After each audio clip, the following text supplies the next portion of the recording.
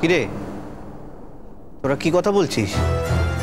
অনুরাগ, পিতৃদার সামনে কথাগুলো বলা যাবে না। জানি। দেখেছিস দেখেছিস কিরকম ইনসাল্ট করছিস তোরা? না না, এতবার তো বললাম, তারপরও এখানে নিজেরা কথা বলে যাচ্ছিস। এই যে অনুরাগ, চল যাও চল। দিস ইজ দীপ, আমার ছেলে। এরই বিয়েতে আজকের এই reception. Hi, doctor Anurag Banerjee. আমি Deep. Nice meeting. Same here. Deep, এই হচ্ছে অগ্নি আঙ্কেল।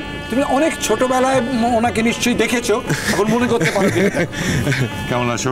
ভালো আছি, ভালো আছি। আপনারা সবাই ভালো আছেন? ব্যাস চলছে বাবা। আমি তোমাকে দেখেছিলাম, তোমার হয়তো মনে নেই। তুমি খুব সুন্দর ফুটফুটে ছিলে।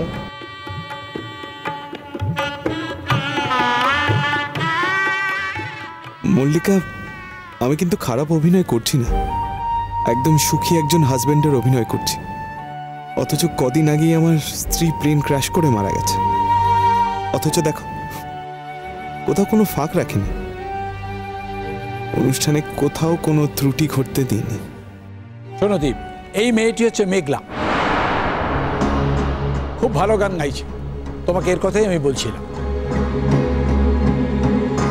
হ্যাঁ দাদা ভাই, এক্ষুনি গান শোনাবে বলেছে।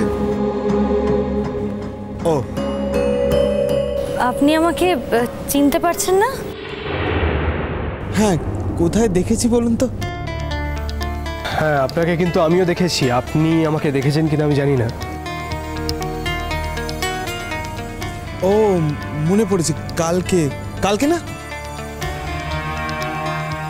এই কি হলো তাতান, তোমরা তো বলনি? কোথায় দেখা হয়েছে গো?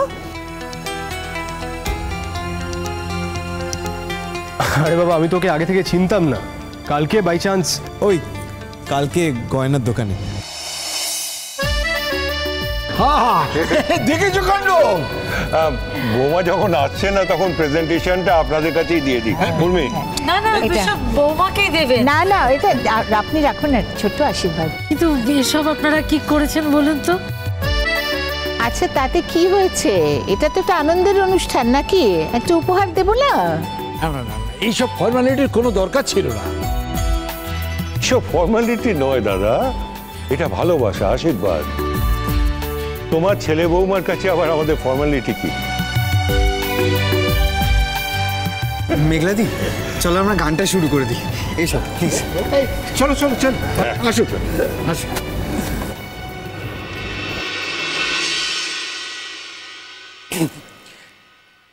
যারা আমার দাদা ভাইয়ের বিয়ের রিসেপশন উপলক্ষে এখানে এসেছেন, তাদের জন্য একটা আনন্দ সংবাদ।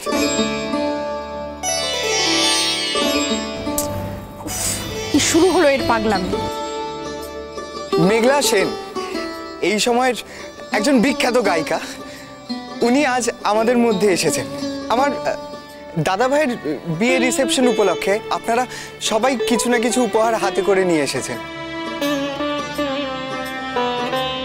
আমরাও আপনাদের জন্য একটা বিশেষ উপহারের ব্যবস্থা করেছি, আর বিশেষ উপহারটি হলো মেঘলাদির অনবদ্য গান।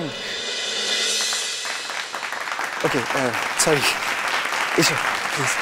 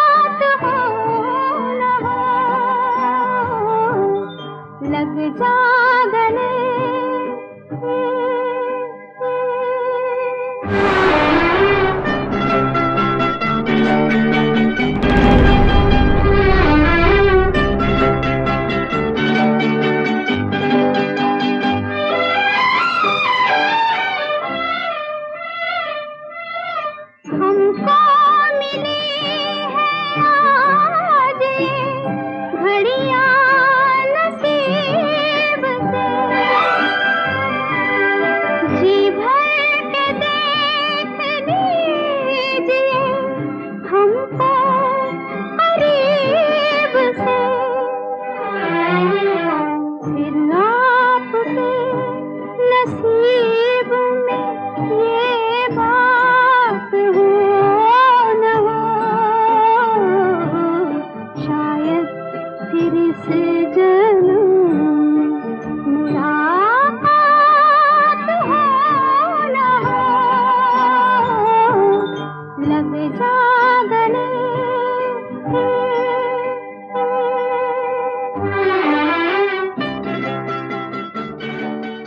মেঘলা গান গাইছে। যা ভয় করেছিলাম তাই, তবে ভয়টা আমি জয় করে ফেলেছি, কারণ দীপ আমাকে ভয়টাকে জয় করার সাহস দিয়েছে। দীপ প্রমিস করেছে ও আমার পরিচয়ের ব্যাপারে কারোর মনে কোনো সংশয় রাখবে না। এখন দেখা যাক, সামনে একটা সাংঘাতিক মুহূর্ত আসছে। মেঘলার গান শেষ হয়ে যাওয়ার পর একটা সময় নিশ্চয়ই আলাপ পরিচয় হবে। দেখা যাক দীপ বাবু আজকের পরীক্ষায় নিজে পাশ করে কিংবা আমাকে পাশ করায় কিনা। দীপকে যে পাশ করতেই হবে। দীপের বাবা মার স্বার্থে, দীপের পরিবারের স্বার্থে দীপকে পাশ করতে হবে, আর আমাকেও পাশ করতে হবে মেঘলার জন্য, অনুরাগের জন্য।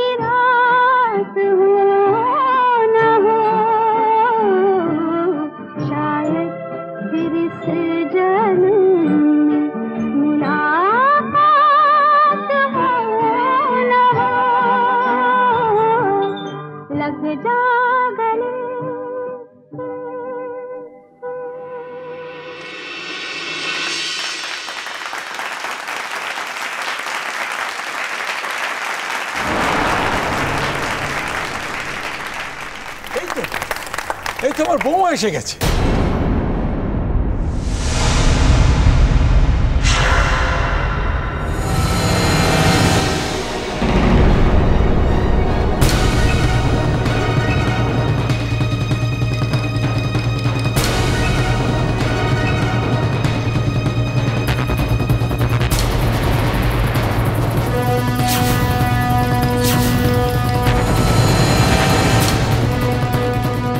ব্যাপারটা কি বুঝছো বলো তো?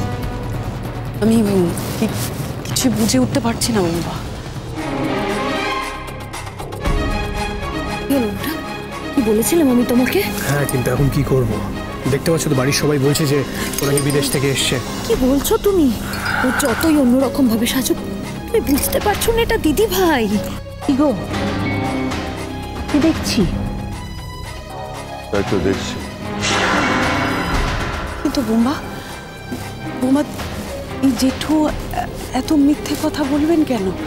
ওনার পরিবারের সবাই বা এত কিছু বলতে যাবেন কেন? মানে ওনাদের কি স্বার্থ আছে বোমা? আমি তো কিছু বুঝে উঠতে পারছি না। এসো এসো বৌমা, নাও প্রণাম করো আমার ছোট ভাইয়ের মতো। ডক্টর অগ্নিদেব ব্যানার্জি, খুব নাম করা ডাক্তার। তুমি নাম শুনেছো নিশ্চয়ই? না, সেভাবে তো কখনো এদেশে থাকা হয়নি, তাই নাম শোনা হয়নি।